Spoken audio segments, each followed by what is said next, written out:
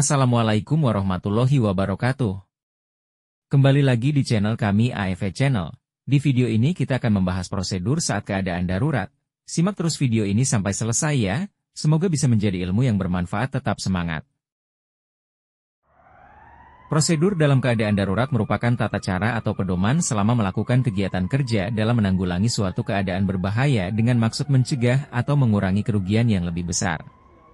Setiap instansi atau perusahaan dalam membuat prosedur keadaan darurat memperhatikan beberapa aspek di antaranya. Mengidentifikasi bahaya dan mengkategorikan jenis-jenis bahaya dari kemungkinan terjadinya kecelakaan kerja. Menyediakan dan mempersiapkan perlengkapan keadaan darurat, mulai dari standar operasional prosedur, SOP, pemakaian alat, penyediaan alat pemadam api ringan, APAR, alarm kebakaran, alat P3K, pembuatan jalur evakuasi dan assembly plan. Membuat tim tanggap darurat K3LH dari seluruh aspek golongan dari karyawan. Merencanakan dan membuat peraturan prosedur tanggap darurat serta mensosialisasikan prosedur tersebut kepada seluruh karyawan. Merencanakan dan mengadakan pelatihan keadaan darurat. Kategori keadaan darurat dapat dikelompokkan menjadi 3 bagian yaitu keadaan darurat kategori 1.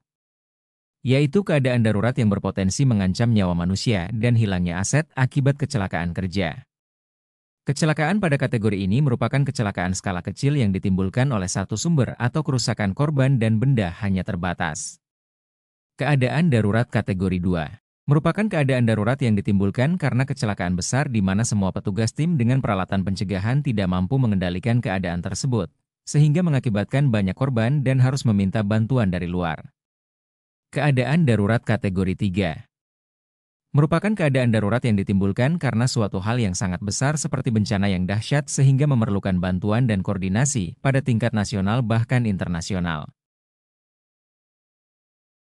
Budaya kerja safety talk adalah suatu kebiasaan yang direncanakan dalam bentuk pertemuan yang dilakukan oleh pekerja karyawan untuk membicarakan tentang berbagai hal terkait pekerjaan yang dilakukan. Budaya ini biasanya dilakukan rutin setiap hari atau beberapa hari sekali sebelum dan sesudah melakukan pekerjaan dengan durasi yang singkat sekitar 5-10 menit. Budaya kerja safety talk ada yang menyebut dengan toolbox meeting.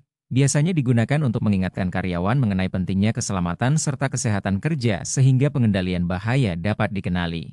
Walaupun safety talk dilakukan secara singkat hanya beberapa menit namun hal ini dapat meningkatkan kedisiplinan terhadap peraturan dan prosedur K3LH. Sehingga potensi bahaya dapat dikendalikan. Berikut langkah-langkah dalam melakukan safety talk yang sebaiknya dilakukan. 1. Persiapan. Merupakan langkah sebelum penyampaian dengan cara memikirkan, membaca, menulis, dan mempraktekkan sebelum menyampaikan. 2. Penyampaian dengan tepat, pinpoint. Yaitu dalam penyampaian menggunakan bahasa yang sederhana mudah dimengerti dan fokus pada apa yang dibahas. 3. Penyampaian langsung, personalize. Adalah langkah penyampaian secara langsung di hadapan personel karyawan.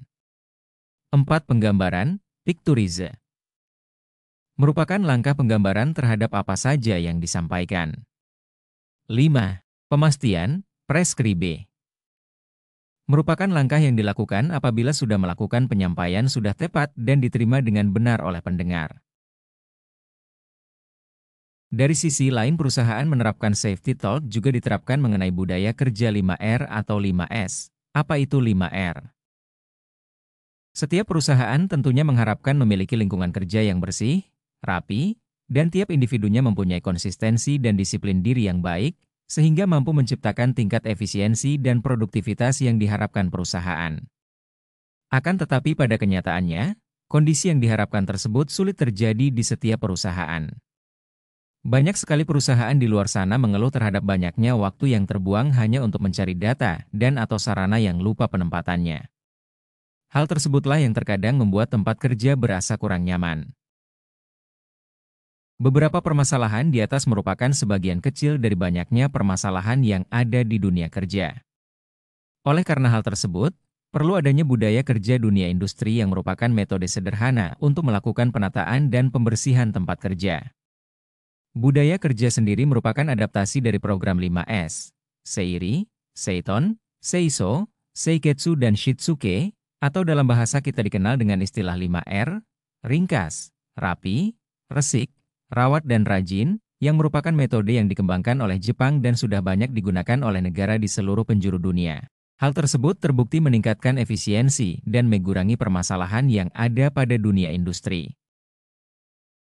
Pengertian 5R5S.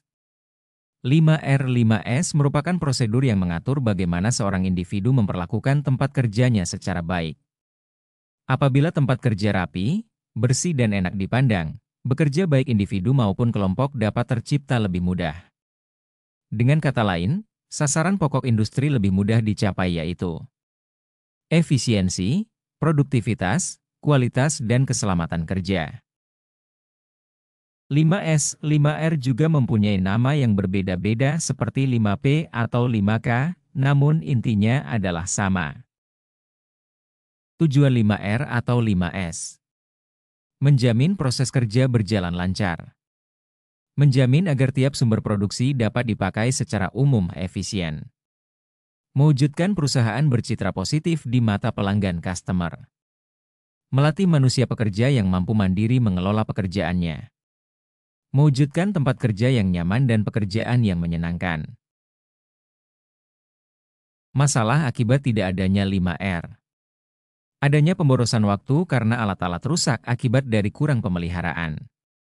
Adanya pemborosan waktu akibat sulit mencari barang dan tidak siap memakai peralatan kerja. Sering terjadi cacat kesalahan pada hasil kerja. Demikian prosedur dalam keadaan darurat. Semoga bisa membantu dalam mempelajari ilmu ini. Jangan lupa dukung terus channel ini supaya lebih berkembang. Jika masih ada yang kurang silahkan komen di bawah ya, bagikan ke yang lain supaya banyak yang tahu banyak ilmu pastinya semakin seru. Terima kasih. Wassalamualaikum warahmatullahi wabarakatuh.